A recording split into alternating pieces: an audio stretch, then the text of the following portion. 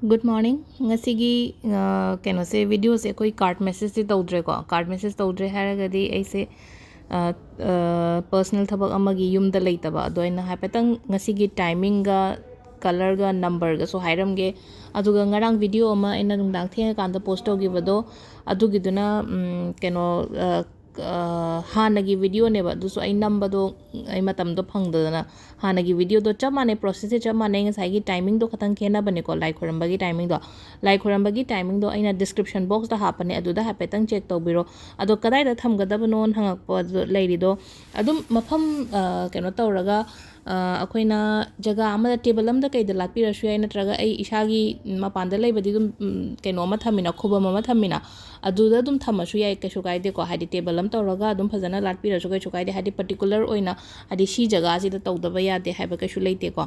अदो अहामबदा अखोइगी नोमाइजिंग ओबना नोमाइजिंग कलर से पिंक का मरून गा मा लेरे को अदुगा नंबर दा हारगना 156 लेरे अदो टाइमिंग से को अयुकी पुंग तरुका मिनिट 35 दगिना पुंग 13 फाउ लेरे दगी 12 मिनिट 13 दगिना पुंग अमगा मिनिट 53 फाउ लेरे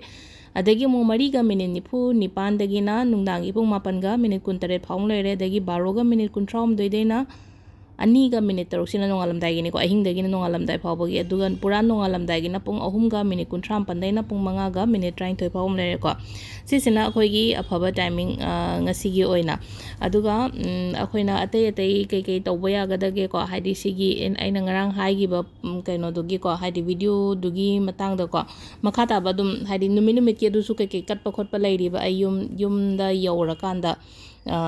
अदुदुना हयेंग हंगजेतगी दुम सेम बहरके हयेंग गुम्बदी युमदा यौरनी अदुगा मोस्ट प्रोबब्ली अइना मेसेज हंदबा खोतबा मयाम दो खतंग नोंनिनि ngaibiro ai nina tana phajana halage ko aina haibodi aina status ta kaidabodi thaga kremne haidi call gumba attend tawba pharak tae do thagalaga sum call lakpa yawe ko aduduna haidi call pai ba khatang pharak tae ai khatang thabak khara leibagi damakta ni ko aduduna haidi message tharamo dum message so ai numit nini gi manung dum loina revert tawrake yum yora kanda ko अदुगा कइनो अतै अतै नहानगी चिथा हवेन हारक यावे को हाइदि 10 गी तौगिबैदो चिथा हवेन हाइबदो कइदो